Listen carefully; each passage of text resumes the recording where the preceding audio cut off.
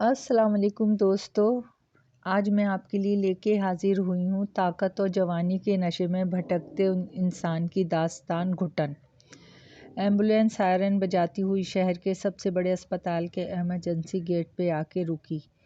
Ambulance میں stretcher پہ لیٹا ہوا خون میں لت پت زخمی نوجوان بے ہوشی کے حالت میں تھا۔ جس تیزی کے ساتھ ایمبولینس اسپتال کے دروازے پہ آ کے رکی، اسی تیزی کے ساتھ موقع پر موجود مستعد اسپتال کے عملے نے ایمبولینس کا پچھلا حصہ کھول کر ایمبولینس کے اسٹریچر سے اسپتال کے اسٹریچر پر زخمی کو منتقل کیا اور سیدھا اندر کی جانب لے کر دوڑے۔ ایمبولینس کے اسپتال پہنچنے کے چند منٹ بعد ہی پیچھے پیچھے ایک سفید رنگ کی کار بھی اسپتال کے باہر آ کے رکی۔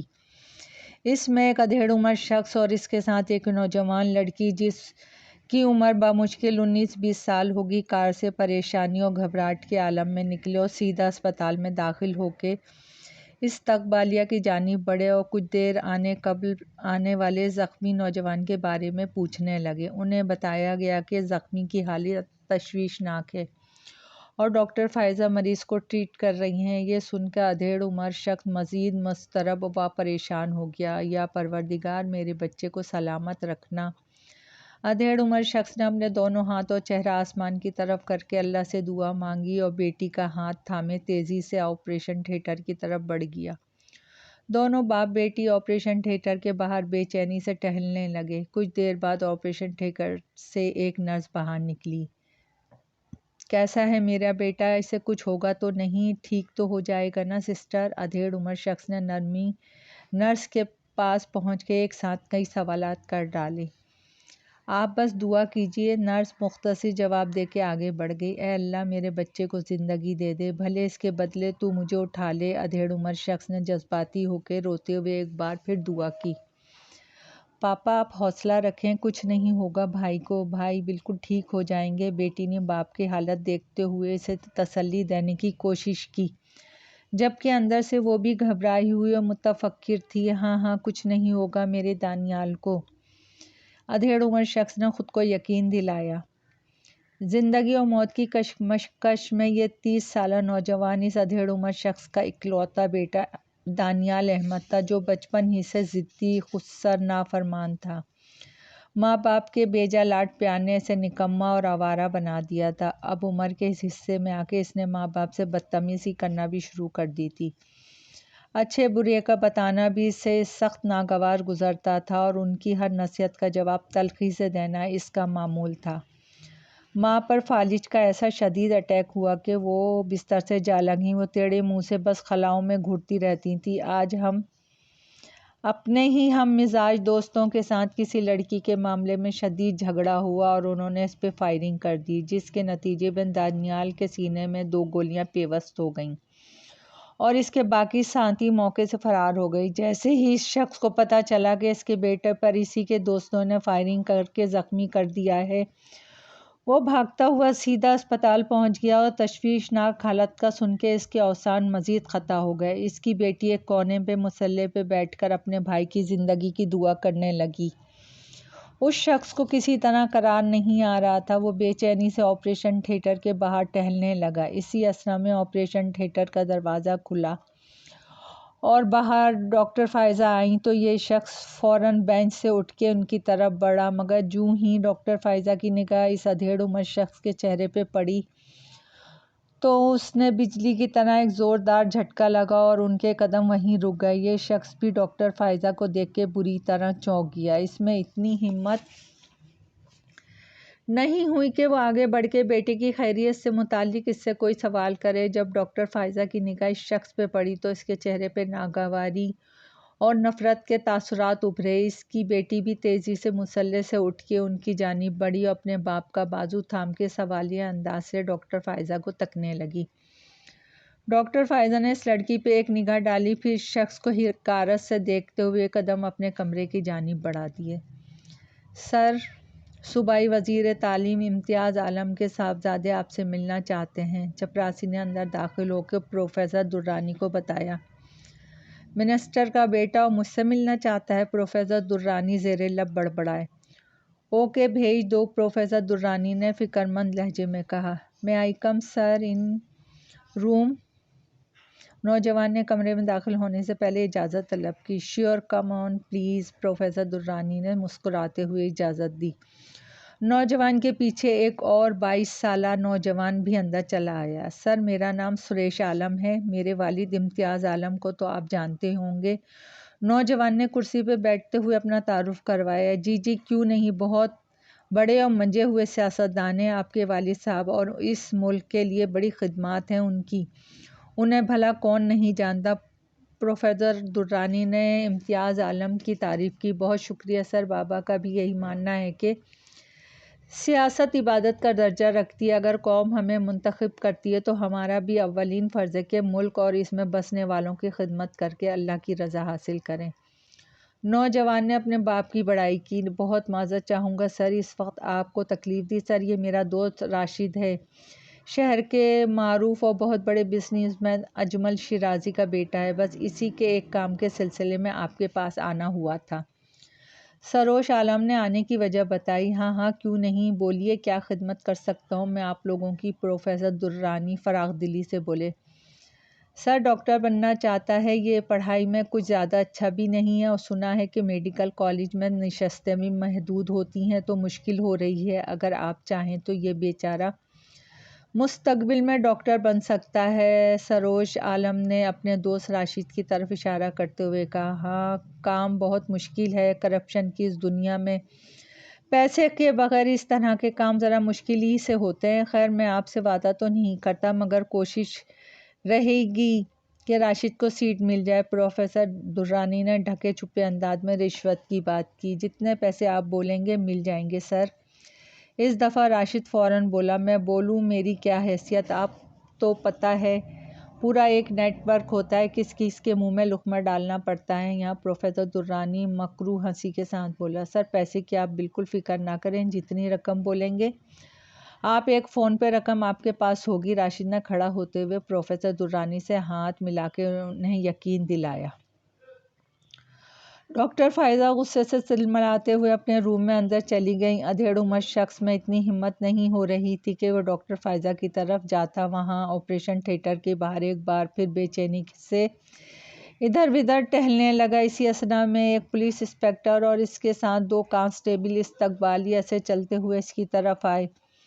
یہ شخص ان کی طرف سوالیہ انداز میں دیکھنے لگا۔ انسپکٹر نے صرف اتنا بتایا کہ آپ کے بیٹے کے خلاف اس کے دوستوں کے اثر رسوخ رکھنے والے والدین نے شکایت کی ہے کہ اس نے ان کے بچوں پر پہلے فائر کیا تو اپنے دفاع کے لیے مجبوراً انہوں نے اس کے بیٹے پہ فائر کیا۔ اگر وہ بچ جاتا ہے تو اس کے خلاف کارروائی کی جائے گی۔ یہ سن کے مزید پریشان ہو گیا اور پولیس کی منت سماجت کرنے لگا کہ اس کا بیٹا اس وقت زندگی اور موت کی کشمکش میں ہے، اس کے خلاف کارروائی نہ کی جائے۔ ارے جناب، ہم تو بہت بڑے قدردان ہیں آپ کے، کبھی خدمت کا موقع تو دیجیے۔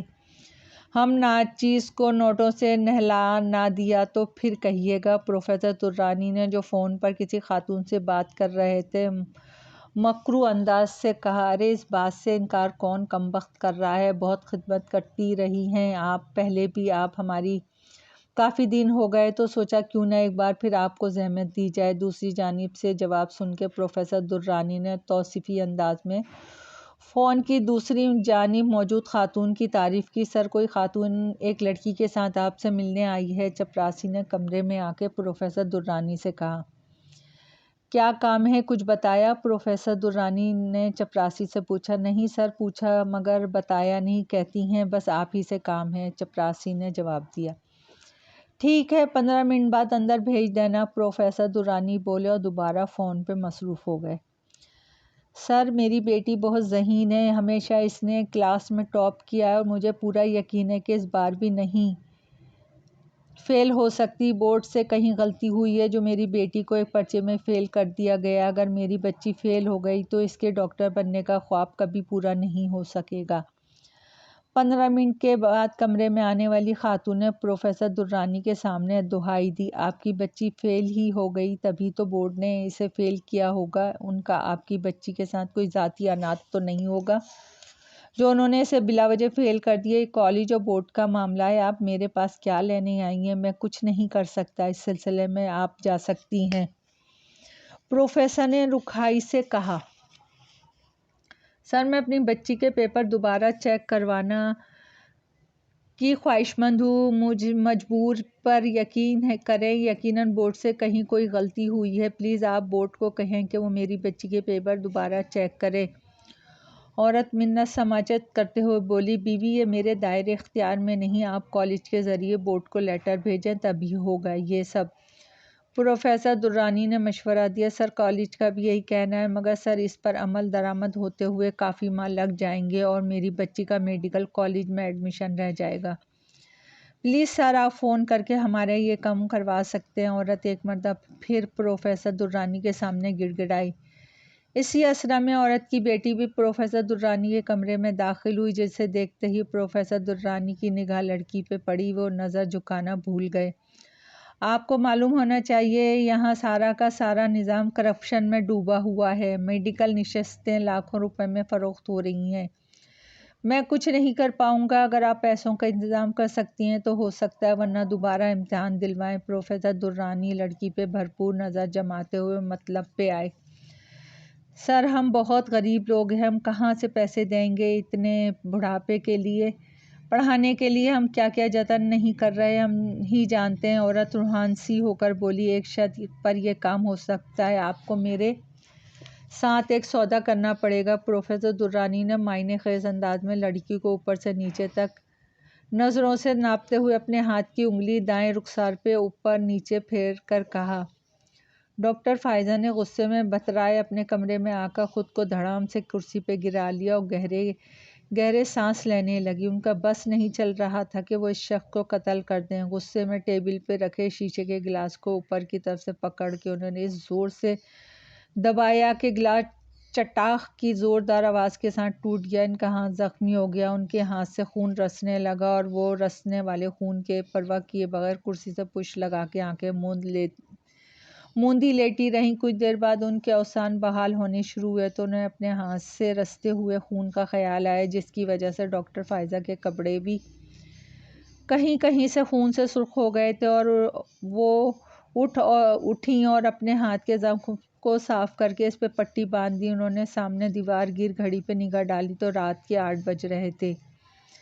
چند لمحے تک وہ کچھ سوچتی رہیں پھر اوپر نیچے سر ہلایا اور ایک فیصلہ کر کے خود کو مطمئن کر لیا اور پھر کچھ دیر بعد ٹیبل پر رکھی بیل بجا کر ہسپتال کے خاکرب کو اندر بلایا. شنکر چاچا آپریشن تھیٹر کے باہر ایک صاحب و لڑکی موجود ہیں. انہیں ذرا میرے آفس میں بھیجیں. ڈاکٹر فائزہ نے ادھیڑ عمر خاکرب شنکر سے کہا. اچھا بی بی. شنکر چاچا تابع داری کے ساتھ فوراً باہر نکل گیا. تھوڑی دیر بعد وہ ادھیڑ عمر شخص اور لڑکی ڈاکٹر فائزہ کے کمرے میں اس کے سامنے کھڑے تھے. کیا رشتہ ہے مریض کا آپ سے؟ ڈاکٹر فائزہ نے ادھیڑ عمر شخص کو جو نظر جھکائے کھڑا تھا نظر انداز کر کے لڑکی سے پوچھا. جی ڈاکٹر صاحبہ مریض میرے بڑے بھائی دانیال ہیں اور یہ میرے پاپا ہیں. لڑکی نے اس شخص کی طرف اشارہ کرتے ہوئے بتایا. بھائی کی طبیعت کیسی ہے ڈاکٹر صاحبہ؟ وہ ٹھیک تو ہو جائیں گے نا؟ اس سے پہلے ڈاکٹر فائزہ مزید کچھ بولتی لڑکی نے اپنے بھائی کی خیریت کے بارے میں دریافت کیا. آپ ذرا باہر جائیں گے؟ مجھے آپ کے پاپا سے کچھ بات کرنی ہے ڈاکٹر فائزہ نے لڑکی سے کہا تو لڑکی خاموشی سے کمرے سے باہر چلی گئی. مگر اس شخص میں اب بھی ہمت نہیں ہو پا رہی تھی. وہ نظر اٹھا کے ڈاکٹر فائزہ کی طرف دیکھتا. ڈاکٹر فائزہ اپنی کرسی سے اٹھیں اور اس شخص کے گرد دھیرے دھیرے 2-3 چکر لگانے کے بعد عین سامنے بالکل رک کر مخاطب ہوئی. ہاں تو پروفیسر درانی صاحب آپ ماضی میں بہت بڑے بڑے سودے کرنے کے عادی رہے ہیں. اب بھی کرتے ہیں سودے بازی یا چھوڑ دی؟ ڈاکٹر فائزہ نے پروفیسر درانی سے پوچھا. جی وہ میرا ماضی تھا. میں بھٹکا ہوا تھا. نفسیاتی گھٹن کا شکار تھا میں. پروفیسر درانی نے خشک گلے سے آواز نکال کے کہا. اچھا ماضی تھا وہ آپ کا؟ تو پھر یاد کریں کہ اس ماضی میں کتنی لڑکیوں کے سودے کر کے آپ نے انہیں ڈاکٹر بننے میں آپ کی مدد کی. چلیں ٹائم ضائع نہیں کرتی. مجھے آپ کے بیٹے کی زندگی بچانے کے لیے شاید دوبارہ بھی آپریشن تھیٹر جانا پڑے. ایک سودا کرتی ہوں میں بھی آج آپ کے بیٹے کی زندگی کے لیے آپ سے. ماشاء اللہ آپ کی بیٹی بہت خوبصورت ہے. عمر بھی زیادہ نہیں لگتی اس کی. آپ تو سمجھ گئے ہوں گے کہ میں کیا کہنا چاہ رہی ہوں۔ ڈاکٹر فائزہ نے تھوڑی دیر قبل آنے والے غصے پہ قابو پا کے پروفیسر درانی سے بدلہ لینے کے لیے اس کی آنکھوں میں آنکھیں ڈالتے ہوئے کہا۔ پروفیسر درانی کی زبان گنگ تھی، وہ کچھ نہیں بول پا رہے تھے، بس رحم طلب نظروں سے ڈاکٹر فائزہ کی طرف دیکھ رہے تھے۔ مجھے معاف کر دیجیے، آپ میری بیٹی کی طرح ہیں، میں نے سب ترک کر دیا ہے، میرے بیٹی کی زندگی بچا لیجیے پلیز۔ پروفیسر درانی نے ہاتھ جوڑ کے ڈاکٹر فائزہ سے معافی مانگی۔ شرم تو بالکل بھی نہیں آئی آپ کو لفظ میری بیٹی کی طرح استعمال کرتے ہوئے؟ کچھ لوگوں کے جرم ناقابل تلافی ہوتے ہیں پروفیسر صاحب، ان کو ان کے کیے کی سزا ضرور ملنی چاہیے۔ ڈاکٹر فائزہ نے پھر پروفیسر درانی کی آنکھوں میں آنکھیں ڈالیں، فیصلہ کن لہجے میں کہا۔ دیکھیں، آپ جتنا چاہیں گی میں آپ کو پیسے دینے کے لیے تیار ہوں، مگر پلیز میری بیٹی کی عزت۔ یہی تو اس دن میری ماں نے بھی کہا تھا کہ ہم پیسے نہیں دے سکتے، تو آپ نے میری عزت کا سودا۔ ڈاکٹر فائزہ نے دھاڑتے ہوئے خونخوار نگاہوں سے گھورتے ہوئے پروفیسر درانی کی بات کاٹ کے کہا۔ ڈاکٹر فائزہ کی تیز اور غصیلی آواز سن کے پروفیسر درانی کی بیٹی بھی گھبرا کر اندر کمرے میں دوبارہ چلی آئی۔ وہ ناسمجھی کے انداز میں، سوالیہ انداز سے، کبھی غصے میں مبتلا ڈاکٹر فائزہ کو تو کبھی ندامت سے سر جھکائے اپنے باپ کو دیکھتی۔ آپ اپنے منہ سے خود نہیں کہیں گے پروفیسر صاحب، میں خود ہی یہ سودا پکا کر لیتی ہوں۔ ڈاکٹر فائزہ ایک دم تیزی کے ساتھ کرسی سے اٹھی اور کمرے سے باہر چلی گئیں۔ کچھ ہی دیر میں اسپتال کے خاکرب شمکر کے ہمراہ دوبارہ داخل ہوئیں۔ جیسے ہی خاکرب کی نگاہ پروفیسر کی بیٹی پہ پڑی تو اس کی آنکھیں چمک اٹھیں۔ آپ خود کہیں گے بیٹی کو شنکر کے ساتھ اس کے کوارٹر میں جانے کے لیے، یا میں خود سب بتا کر بھیجوں اسے؟ ڈاکٹر فائزہ دونوں ہاتھ سینے پہ باندھے ہوئے کہا۔ پروفیسر درانی ایک جگہ ساخت کھڑے تھے، ہاتھ پاؤں میں بالکل جان نہیں۔ وہ کیسے اپنی اکلوتی بیٹی کو اس کی عزت پامال کرنے خود اپنے منہ سے بول سکتے تھے؟ سوچ لیجیے پروفیسر صاحب، یہ آپ کے جواں سال اکلوتے بیٹے کی زندگی کا معاملہ ہے، فیصلہ آپ کے ہاتھ میں ہے۔ ڈاکٹر فائزہ نے اس دفعہ بیٹے کی زندگی سامنے رکھ کے انہیں ڈرایا۔ پروفیسر درانی کی زبان ساتھ نہیں دے پا رہی تھی، انہیں انکار کی صورت میں اپنے جوان بیٹے کا لاشا سامنے پڑا ہوا نظر آنے لگا۔ وہ ایک دم گھبرا گئے اور گردن اٹھا کے اپنی بیٹی کو شنکر کے ساتھ جانے کا اشارہ کر دیا۔ ڈاکٹر فائزہ کے چہرے پہ یکدم فاتحانہ مسکراہٹ رقص کرنے لگی اور وہ خوشی سے سرشار کمرے سے باہر نکل کے دوبارہ آپریشن تھیٹر چلی گئیں۔ رات 3 بجے کا وقت تھا۔ پروفیسر درانی بدستور آپریشن تھیٹر کے باہر بے چینی سے ٹہل رہے تھے، ایک طرف زخمی بیٹے کی زندگی تو دوسری طرف عین اسی وقت پامال ہوتی ہوئی بیٹی کی عزت کا سوچ کر ان کی کنپٹیاں آگ کی طرح سلگ رہی۔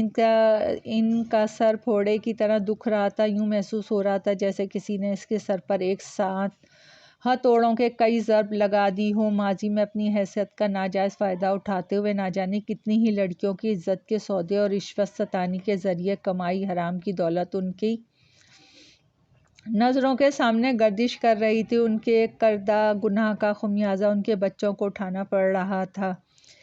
یہی فکر اس وقت گلے میں پڑے پھندے کی طرح ان کا گلا کاٹ رہی تھی۔ انہیں اپنا دم گھٹتا ہوا محسوس ہو رہا تھا، انہیں سخت گھٹن کا احساس ہو رہا تھا، شرمساری کا بھاری توق اب ان کو اپنی گردن میں محسوس ہو رہا تھا۔ تھکے ہارے وہ سامنے کرسی پہ بیٹھ گئے اور اپنے گناہوں کا سوچ سوچ کے زار و قطار رونے لگے۔ کچھ دیر بعد فجر کی اذان ان کی سماعتوں سے ٹکرائی تو اٹھے اور وضو کر کے سیدھا اسپتال کی مسجد میں چلے گئے۔